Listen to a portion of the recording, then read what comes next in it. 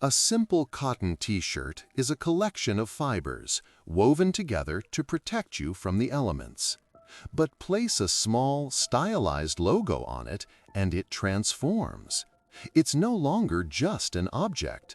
For many, it becomes an extension of the self.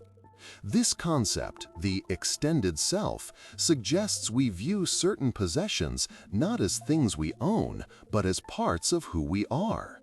Think of your favorite childhood toy or a gifted piece of jewelry.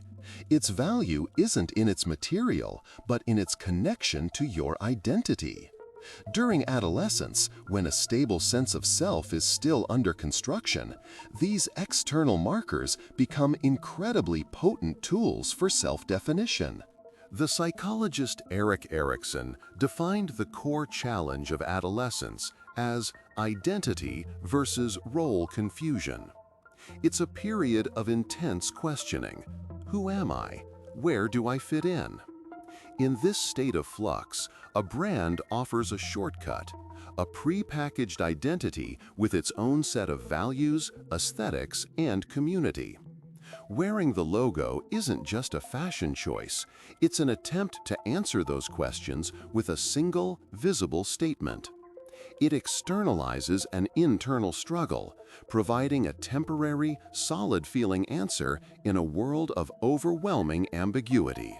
You've likely heard of the Asch conformity experiments, where individuals knowingly gave incorrect answers about the length of a line just to fit in with a group. Now, imagine that line is a logo. The pressure to conform peaks during adolescence, a time when social rejection is processed by the brain in the same areas that process physical pain. The anterior cingulate cortex and the insula flare up. A brand logo becomes a powerful, nonverbal signal that you understand the group's unspoken rules. It's a visual password for entry, a way to bypass the threat of social pain by broadcasting allegiance before a single word is spoken. But fitting in is only the first layer. Within the group, a hierarchy always emerges.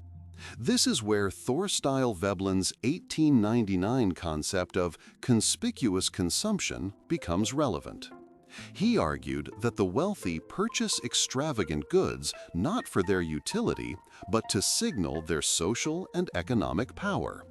For a teenager, the currency isn't just money, it's social capital. A more exclusive, expensive, or rare logo signals higher status within the peer group.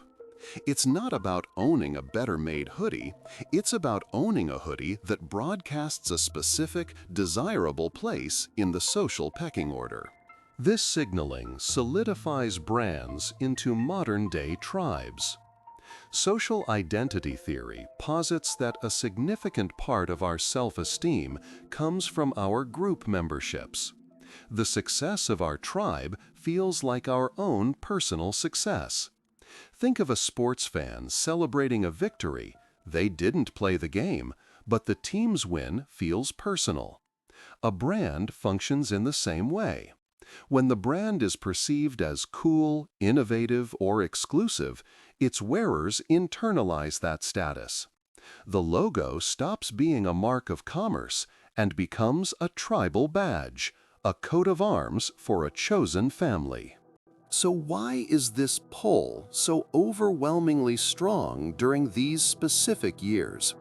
The answer lies in the physical architecture of the brain itself. The teenage brain is undergoing a massive rewiring project, particularly in the prefrontal cortex, or PFC. This is the brain's CEO, responsible for impulse control, long-term planning, and weighing future consequences. The problem is, the PFC develops from back to front, meaning this crucial control center is the very last part to fully mature, often not until the mid-20s. Imagine driving a car with a powerful engine but underdeveloped brakes. While the PFC is under construction, another part of the brain is at the peak of its power, the limbic system. This is the emotional, reactive, reward-seeking core of the brain.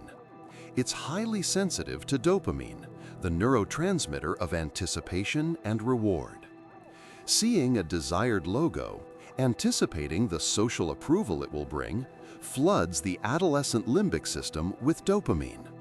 This creates an intense, immediate feeling of pleasure and motivation. The underdeveloped PFC simply can't compete with this powerful chemical signal demanding, "I need this now." The long-term cost is an abstract concept. The immediate social reward is a neurological imperative. Monotony has grown fast. Nearly 2,700 people have watched in the last few weeks, yet less than 0.03% are subscribed. It would mean a lot if you joined by hitting subscribe. And again, thanks for watching.